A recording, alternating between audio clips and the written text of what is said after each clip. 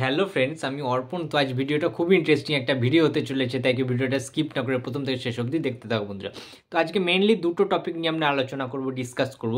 তো প্রথমে যেটা নিয়ে আলোচনা করব, আমাদের সবার প্রিয় বুম্বাদা, আমাদের সবার প্রিয় প্রসেনজিৎ চট্টোপাধ্যায় বহুবার বিভিন্নভাবে আমাদেরকে, সমগ্র বাঙালি জাতিকে গর্বিত করেছেন এবং আজও তিনি গর্বিত করে চলেছেন।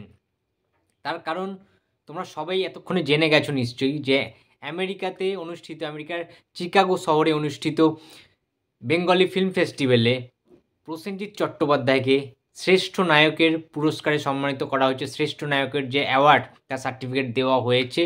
সেটা শেষ পাতা সিনেমার বাল্মীকির যে চরিত্রটা বুম্বাদা প্লে করেছিলেন, সেই প্লে করার চরিত্রটির জন্যই। এবং সেই চরিত্র, বাল্মীকি চরিত্রটায় প্রসেনজিৎ চট্টোপাধ্যায় এতটা ভালো ফুটিয়ে তুলেছেন, রিয়েলিস্টিক হয়ে উঠেছেন। নিজের শারীরিক চেহারাকে ভেঙে চুড়ে যেভাবে একজন জীর্ণ বয়স্ক, একজন ঋণের বোঝা যার মাথার মধ্যে চেপে রয়েছে এবং সে কীভাবে দিনের পর দিন নিজেকে শেষ করে দিচ্ছে, সেই যে জীবন প্রবাহর যে ব্যাপারটা, ওটা পুরোপুরিভাবে ফুটিয়ে তুলেছিলেন শেষ পাতা সিনেমাতে অতনু ঘোষের অনবদ্য একটি প্রচেষ্টা, অনবদ্য একটি প্রজেক্ট। তাতে কিন্তু বুম্বাদাকে শ্রেষ্ঠ সম্মান দেওয়া হয়েছে। এটা কিন্তু সত্যি আমাদের গর্ব করার মতোই একটি বিষয়। এবং আমেরিকার চিকাগো শহরে অনুষ্ঠিত ফিল্ম ফেস্টিভ্যালে কিন্তু বুম্বাদাকে শ্রেষ্ঠ, একদম সেরার সেরা অ্যাক্টর অর্থাৎ অভিনেতার কিন্তু পুরস্কার তুলে দেওয়া হয়েছে। অ্যাওয়ার্ডটা কিন্তু বুম্বাদা পেয়েছেন। তো চারিদিকে এটা নিয়ে কিন্তু লেখালেখি হচ্ছে, বিভিন্ন পত্রিকায় বেরিয়ে গেছে, তোমরা দেখেছো। টিভি নিউজ চ্যানেলে আমি একটু আগে জাস্ট দেখছিলাম যে এইটা নিয়ে কিন্তু বিভিন্ন জায়গায় আলোড়ন সৃষ্টি করে দিয়েছেন যে এই রকম একটা বাল্মীকির মতো ক্যারেক্টার কিন্তু যে সে নায়ক, যেমন তেমন অভিনেতা কিন্তু এটা প্লে করতে পারতেন না। এটা একমাত্র the living legend of Indian cinema Prosenjit চ্যাটার্জির জন্যই সম্ভব হয়েছে। তো অনেক অনেক শুভেচ্ছা রইল, অনেক অনেক অভিনন্দন রইল বুম্বাদার জন্য। তুমি আরও আরও ভালো ভালো সিনেমা উপহার দাও এবং আমাদেরকে, বাঙালিদের আরও গর্বিত করতে থাকো। তো তোমার জন্য সত্যিই আমরা গর্ব অনুভব করি বুম্বাদা।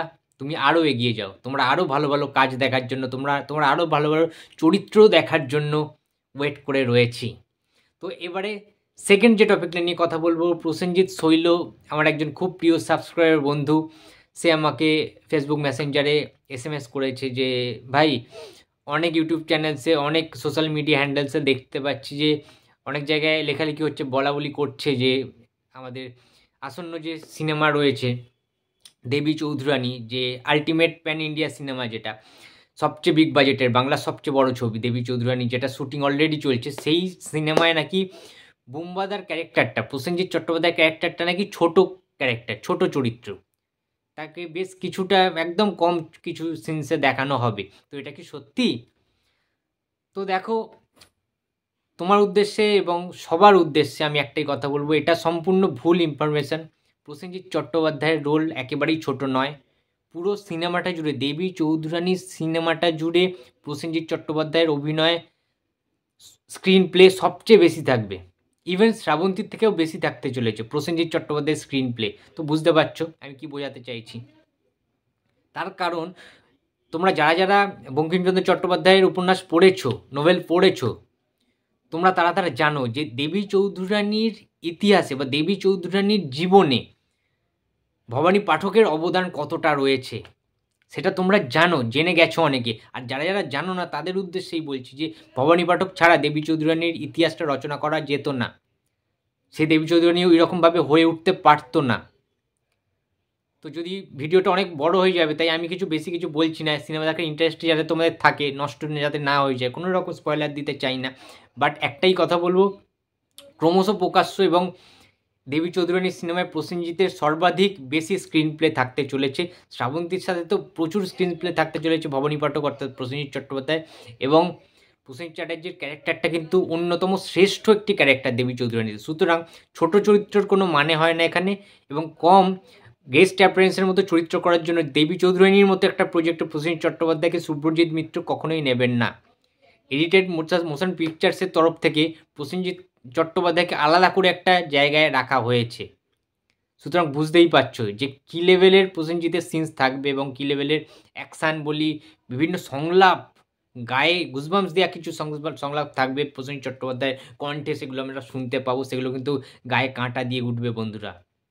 তার কারণ আমরা সবাই জানি যে ভবানী পাঠক কী লেভেলের একজন, কী মাপের একজন যোদ্ধা ছিলেন, বীর যোদ্ধা, এবং তার অবদান দেবী চৌধুরানীর ক্ষেত্রে, দেবী চৌধুরানীর জীবনী যদি রচনা করা হয়, লেখা হয়, যারা যারা ইতিহাস পড়েছো তারা জানো যে দেবী চৌধুরানীর জীবনে ভবানী পাঠকের অবদান কতটা, এবং সেটা অবশ্যই অনস্বীকার্য। সুতরাং তোমাদের যে ধোঁয়াশাগুলি ছিল সেগুলো আমি আশা করছি কাটিয়ে ফেলতে পারলাম, এবং দেবী চৌধুরানী আসন্ন পুজোতেই হয়তো বা আসতে চলেছে। তার কারণ পুজোর যে উইন্ডোটা, ওটা কিন্তু এডিটেড মোশন পিকচার্স কিন্তু ওটাকেই টার্গেট করছে।